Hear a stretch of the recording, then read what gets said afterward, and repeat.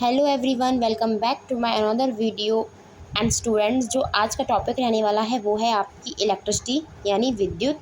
Electricity किसको कहते हैं, तो ये टॉपिक भी काफ़ी इम्पोर्टेंट है और इस टॉपिक से भी पिछले साल बहुत सारे क्वेश्चन आए थे। और वीडियो के एंड में मैं आपको प्रीवियस ईयर के क्वेश्चन पेपर भी दिखाऊंगी और क्वेश्चन भी बताऊंगी कि प्रीवियस ईयर में किस टाइप से क्वेश्चन आए थे आपके इस टॉपिक से। तो चलिए अपनी वीडियो को स्टार्ट करते हैं। तो सबसे पहले आपको सर्किट के बारे में पता होना चाहिए कि इलेक्ट्रिक सर्किट क्या होता है। तो इलेक्ट्रिक सर्किट एक इस टाइप से वायर से ये अरेंज होता है और इसमें ये बैटरी लगी होती है, ये की होती है और ये बल्ब होता है। जब इस सर्किट ये पूरा यानी पूरा सर्किट क्लोज होता है तो यहाँ से करंट फ्लो होता है। करंट की डायरेक्शन क्या होती है, पॉजिटिव टू नेगेटिव, यानी पॉजिटिव टर्मिनल से नेगेटिव टर्मिनल की तरफ करंट जाता है। और अगर ये इस वायर में कहीं से भी लीकेज नहीं, यानी एक प्रॉपर तरीके से ये बना हुआ है, एकदम क्लोज सर्किट है, तो ये जो बल्ब है वो ग्लो करेगा, तब हम बोल सकते हैं कि हाँ ये क्लोज सर्किट है और इसमें से करंट पास हो रहा है। इलेक्ट्रिक करंट क्या होता है, फ्लो ऑफ चार्ज, यानी चार्ज का फ्लो होना। अगर ये पूरा क्लोज सर्किट है और यहाँ पे ये बल्ब ग्लो कर रहा है तो हम कह सकते हैं कि इसमें जो चार्ज है उनका फ्लो हो रहा है और यहाँ पे इलेक्ट्रिक करंट बन रहा है। और इलेक्ट्रिक करंट को हम आई से रिप्रेजेंट करते हैं, फ्लो ऑफ चार्जेस होते हैं, और चार्ज को हम क्यू से रिप्रेजेंट करते हैं। तो यहाँ पे इलेक्ट्रिक करंट का फॉर्मूला बन जाता है I is equals to Q upon में टी, यानी electric current equal to charge upon में टाइम। अब जो बात आती है इसकी एसआई यूनिट की, जो इलेक्ट्रिक करंट है उसकी एसआई यूनिट एम्पियर होती है। और इलेक्ट्रिक करंट को मापने के लिए जिस इंस्ट्रूमेंट का यूज़ किया जाता है, डिवाइस का यूज़ किया जाता है, वो एमीटर होता है। करंट एक स्केलर क्वांटिटी है। ये फिजिक्स में ना दो क्वांटिटी होते हैं कि एक तो होती है आपकी वेक्टर क्वांटिटी, एक होती है स्केलर क्वांटिटी। जो आपकी करंट है वो स्केलर क्वांटिटी है। और स्केलर क्वांटिटी क्या होती है, जिसकी मैग्नीट्यूड होता है, डायरेक्शन नहीं होती। और वेक्टर क्वांटिटी क्या होती है, जिसका डायरेक्शन भी होता है प्लस मैग्नीट्यूड भी होता है। पर अब इलेक्ट्रिक करंट को हम स्केलर क्वांटिटी क्यों बोल रहे हैं, क्योंकि इलेक्ट्रिक करंट की तो डायरेक्शन भी है, positive terminal to negative terminal. तो ये एक अनदर टॉपिक आ जाता है, इसको हम बाद में डिस्कस करेंगे, थोड़ा बड़ा है ये। And Ohm's law. अब जो ओम्स लॉ क्या है आपका कि V directly proportional to I। यहाँ पे जो जितना आपका पोटेंशियल डिफरेंस रहेगा उतना ही करंट रहेगा। और इसका डायग्राम भी कुछ इस टाइप से बनता है कि अगर इलेक्ट्रिक करंट बढ़ रहा है तो आपका जो पोटेंशियल है, डिफरेंस है V, वो भी बढ़ेगा। और यहाँ से अगर हम प्रोपोर्शनलिटी को हटाएंगे तो ये R एक कांस्टेंट आ जाता है, तो एक नया फॉर्मूला बनता है V equals to I R। R को हम रेजिस्टेंस कहते हैं, ये एक प्रॉपर्टी होती है। यहाँ पर V पोटेंशियल डिफरेंस है और I इलेक्ट्रिक करंट है। R को हम रेजिस्टेंस का मतलब होता है किसी चीज़ में बाधा उत्पन्न करने वाला प्रतिरोधक। तो ये करंट की जो करंट का रास्ता होता है ना, उसमें जो रेजिस्टेंस है वो आपका बाधा उत्पन्न करता है। अब यहाँ से हम रेजिस्टेंस का फॉर्मूला निकालें तो ये जो I है ये V के नीचे चला जाएगा, तो रेजिस्टेंस का फॉर्मूला आ जाएगा V अपॉन में I। अब जो रेजिस्टेंस है उसकी SI यूनिट होती है ओम, और इसका ये सिंबल है ओम को रिप्रेजेंट करने का। फैक्टर, यानी जो रेजिस्टेंस को कौन कौन से फैक्टर हैं जो इसे अफेक्ट करते हैं।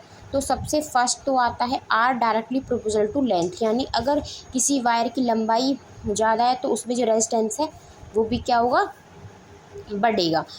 और R inversely proportional to 1 upon A, यानी ए यहाँ पे एरिया, जो रेजिस्टेंस है वो एरिया के इन्वर्सली प्रोपोर्शनल होता है। एरिया के इन्वर्सली प्रोपोर्शनल कैसे होता है कि अगर किसी चीज़ का एरिया ज़्यादा है तो उसमें रेजिस्टेंस कम होगा, कम हो जाएगा। अगर हम इन दोनों इक्वेशन को मर्ज कर देते हैं तो यहाँ पे जो नई इक्वेशन बनती है, इक्वेशन थर्ड, आप इसको नाम दे सकते हो R। यहाँ पे डायरेक्टली प्रोपोर्शनल तो L के है और इन्वर्सली प्रोपोर्शनल A के, यानी यहाँ पे लेंथ और ये एरिया है आपका। नेचर पर भी आपका डिपेंड करता है और टेम्परेचर पर भी डिपेंड करता है। और यहाँ पे जो इस प्रोपोर्शनलिटी को हटाएंगे तो यहाँ पे एक रो साइन आ जाएगा, तो यहाँ पे फॉर्मूला बनेगा R is equals to rho L upon में A। अब यहाँ पे जो फॉर्मूला था R equal to rho L upon A, यहाँ से हम रो का फॉर्मूला निकालेंगे तो ये जो A है ये यहाँ पे चला जाएगा R के साथ और L नीचे आ जाएगा। R की जो SI यूनिट थी ओम थी। अब हम इस रो के SI यूनिट को फाइंड करेंगे कि रो की SI यूनिट क्या होगी। तो यहाँ पे जो R की तो ओम थी और एरिया की क्या होती है, मीटर स्क्वायर, और लेंथ की मीटर। यहाँ से 1, क्योंकि इसकी पावर 1 है तो एक से ये कट गया, तो यहाँ पे m बचा ओनली 1 पावर और ओम तो बचा, तो इस वजह से ओम मीटर। तो रो की SI यूनिट क्या हो जाती है, ओम मीटर। अब बात आती है रेजिस्टेंस की, रेजिस्टेंस के कितने टाइप होते हैं। तो 2 टाइप होते हैं, एक तो सीरीज़ में, एक पैरेलल में, यानी श्रृंखला और समांतर।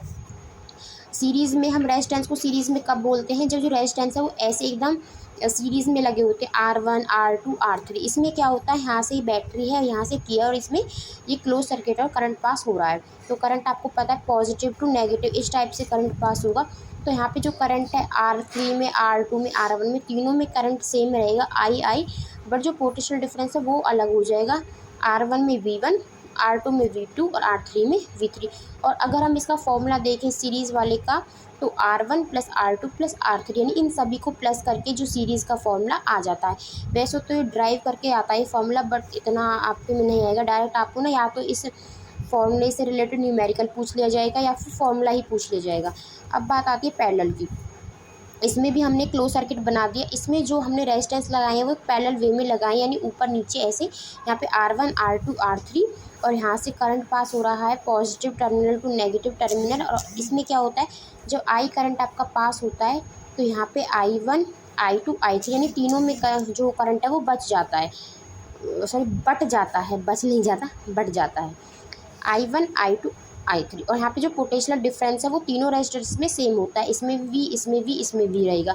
और अगर हम इसके फॉर्मूले की बात करें तो इसका जो फॉर्मूला रहेगा वो होगा 1/R1 plus 1/R2 plus 1/R3। और रेजिस्टेंस का जो पैरेलल वे में फॉर्मूला इस टाइप से रहेगा और सीरीज़ वे में फॉर्मूला इस टाइप से रहेगा। और आपके एग्जाम में ना डायरेक्ट फॉर्मूले भी पूछ ले जाएंगे कि रेजिस्टेंस का पैरेलल वे में क्या फॉर्मूला रहेगा, तो ये। और ऐसे भी पूछ लिया जाता है कि किस फॉर्मूले में जो रेजिस्टेंस की वैल्यू ज़्यादा आएगी, तो ऑब्वियसली इसी में ही ज़्यादा आएगी क्योंकि इसमें तीनों सीरीज़ में। इसमें तो फिर भी रेसिप्रोकल की फॉर्म में है तो उसमें थोड़ा सा कट पिट के छोटा ही आएगा, इसमें बड़ी वैल्यू आएगी। और नेक्स्ट क्लास में हम इस टॉपिक से रिलेटेड न्यूमेरिकल करेंगे और आपकी एक सेकंड क्लास और होगी क्योंकि टॉपिक थोड़ा और बड़ा है। और उसके बाद हम प्रीवियस ईयर के क्वेश्चन डिस्कस करेंगे। तो प्लीज़ मेरे साथ बने रहिए। और अगर आपको मेरी वीडियो पसंद आई हो तो मेरी वीडियो को लाइक कीजिए, चैनल को सब्सक्राइब कीजिए। And thank you for watching and bye.